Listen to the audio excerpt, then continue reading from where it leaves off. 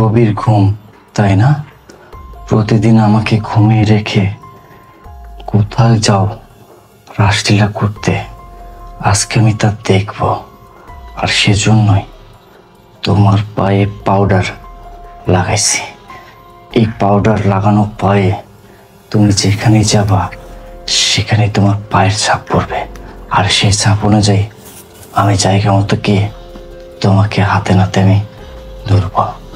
আমার কাজ শেষ, যা করার এবার এই পাউডার করবে। যাই, ও জেগে ওঠা রাখি, আমি ঘুমিয়ে পড়ি। ঘুমাই এখন।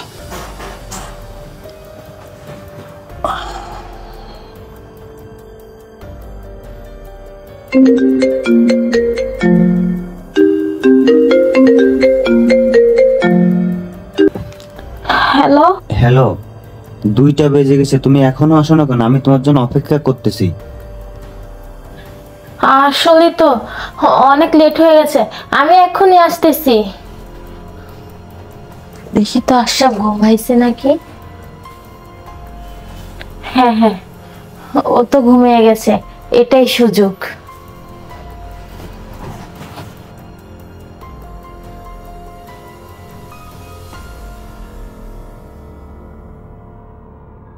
হায় আল্লাহ, এটা আমি কি শুনলাম? আমার স্ত্রীকে তার নাগর ফোন দিছে। তার মানে আমি এতদিন যা ধারণা করেছিলাম সব সঠিক। আমার স্ত্রী আমাকে ছেড়ে অন্য একটা ছেলের সাথে প্রতিদিন রাতে রাসলীলা করতে যায়, আমাকে ঘুমিয়ে রেখে। কান্নাগিনি, তুই কি ভেবেছিস আমি তোকে ছাড়বো? না না, আমি তোকে ছাড়বো না। আজকে আমি এর শেষ দেখে ছাড়বো। চাই, এই তো, এই তো পায়ের ছাপ, এই তো পায়ের ছাপ,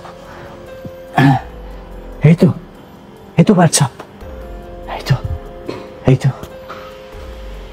এই তো, এই তো পায়ের ছাপ,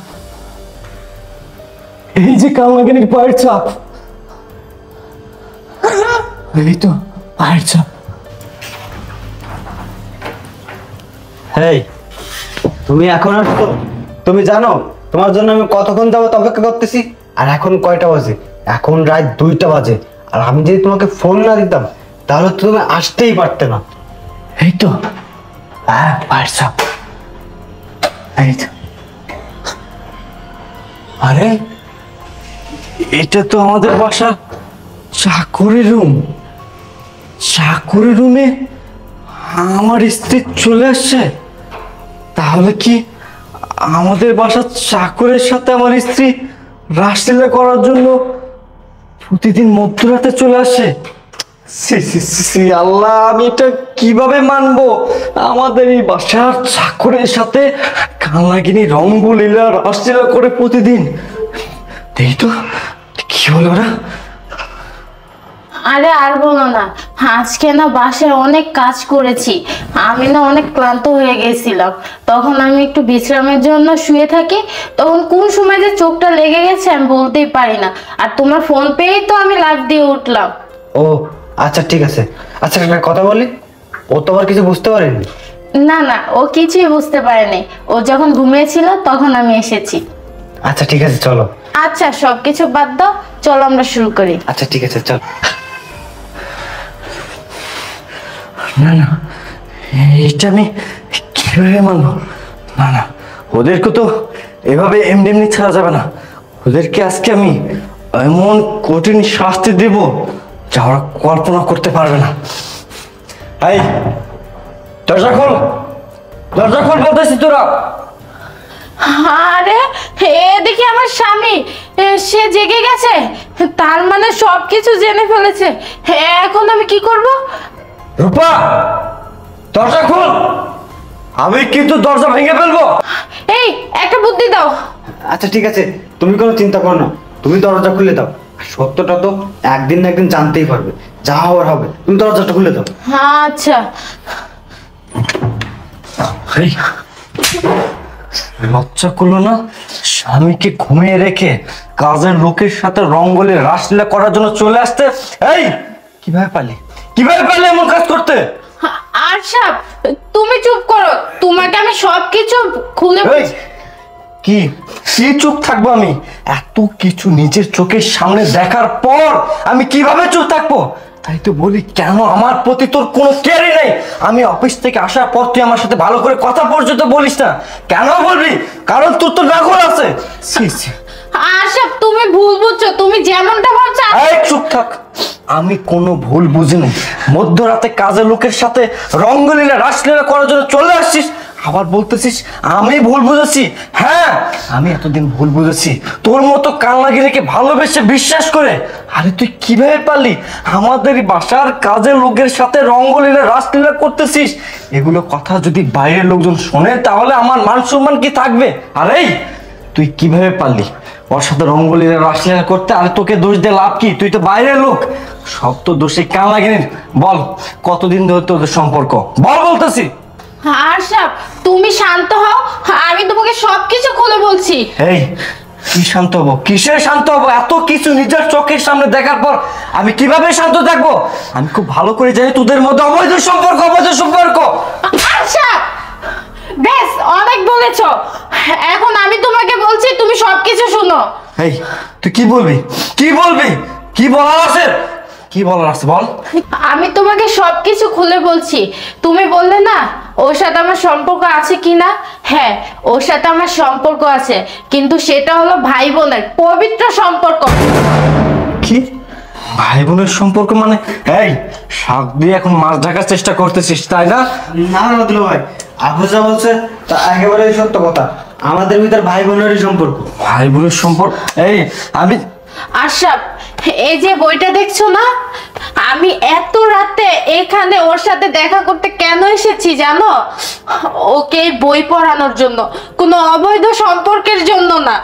বই পড়ানোর জন্য? আচ্ছা, সেটা নয় বুঝলাম, কিন্তু তোরা যে বলতেছিস তোদের মধ্যে ভাই বোনের সম্পর্ক, এটা কিভাবে সম্ভব?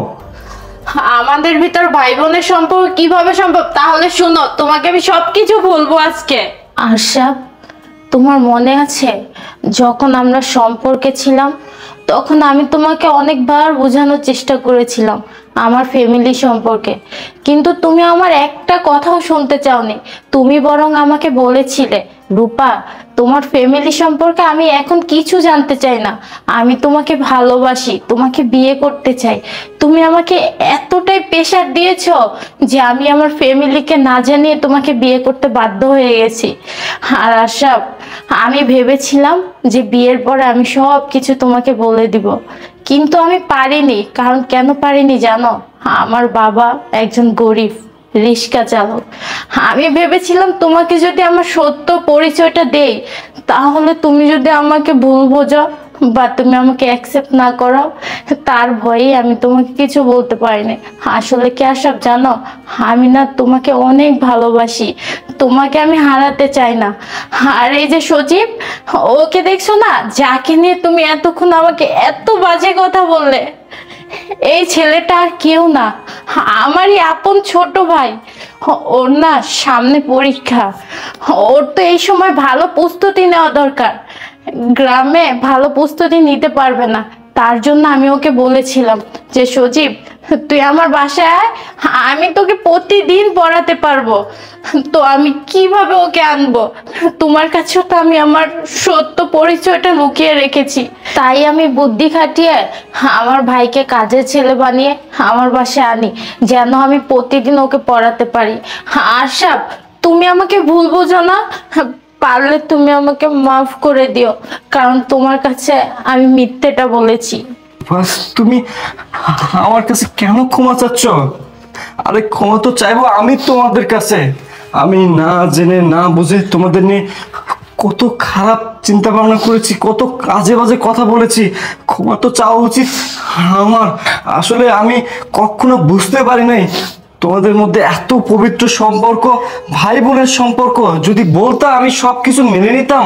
রূপা, আমি তোমাকে ভালোবাসি, তোমার ফ্যামিলি ব্যাকগ্রাউন্ড দেখে আমি তোমাকে ভালোবাসিনি। যাই হোক, যা হবার হয়েছে। আর সঠিক ভাই আমার, তুই আমাকে ক্ষমা করে দিস। আর আজকের পর থেকে তোকে এখানে থাকতে হবে না, তুই বেডরুমে থাকবি। আর আজকের পর থেকে নিজের ছোট ভাইয়ের মর্যাদা দিয়ে আমি তোকে রাখবো। ভাই, তুই কিছু মনে করিস না।